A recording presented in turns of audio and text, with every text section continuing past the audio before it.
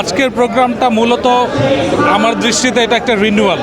গত 1 বছর আগে এখান থেকে সর্বস্তরের জনতা সবাই সমবেত হয়ে আমি দেখেছি যে 3 বছরের বাচ্চা হইতে শুরু করে 80 বছরের বৃদ্ধ সবাই এখানে সমবেত হয়েছিল, হয়ে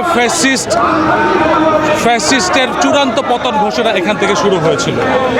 গত 1 বছরে এরপরে ঘটনাক্রমে আমাদের দেশের সিচুয়েশন যা দাঁড়িয়েছে, ফ্যাসিস্ট তো আসলে এই দেশ থেকে চূড়ান্তভাবে নির্মূল হয় না।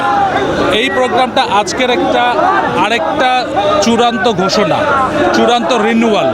কারণ প্রত্যেকটা জিনিসের মধ্যে রিনিউয়াল ব্যাপারটা যদি না থাকে তাহলে আসলে আমরা আস্তে আস্তে সেটার প্রতি কমিটমেন্ট মানুষের কমতে থাকে।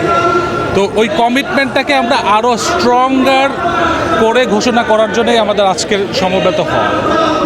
আজকে তো হচ্ছে 2টা প্রোগ্রাম হচ্ছে, প্লাস আজকে এসএসসি পরীক্ষা।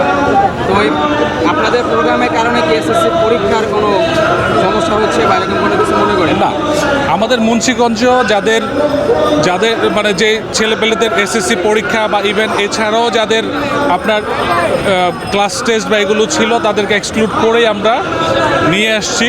এবং আমাদের আসলে ওই হিসাবে লোক সংখ্যা অনেক কম হয়েছে, কারণ আমাদের টার্গেট ছিল প্রায় 1500 মানুষের সমাগম ঘটাবো।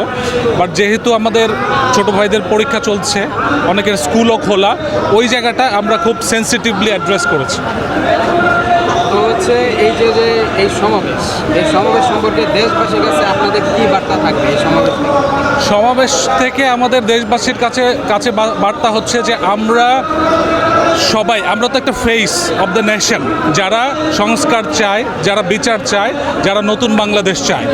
তো আমাদের সাথে যারা একাত্মতা প্রকাশ করছে, সারা দেশের সমগ্র মানুষকে আমরা একসাথে চাই, তাদের দোয়া চাই, তাদেরকে সঙ্গে চাই, যাতে আমরা আমাদের লক্ষ্য উদ্দেশ্যগুলোকে অর্জন করতে পারি। ধন্যবাদ। Thank you.